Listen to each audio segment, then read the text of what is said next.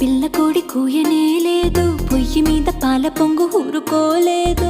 ఇంటిల్లి పాదిగా కోరింది కోరిక, మేలు కల్ప దివ్యమైన కాఫీ కప్పు ఎక్కడా? ఇంత వింత తొందరింకా ఆగబోనంది, సర్రుమంటూ కాఫీ క్రేజీ ఎక్కిపోతోంది.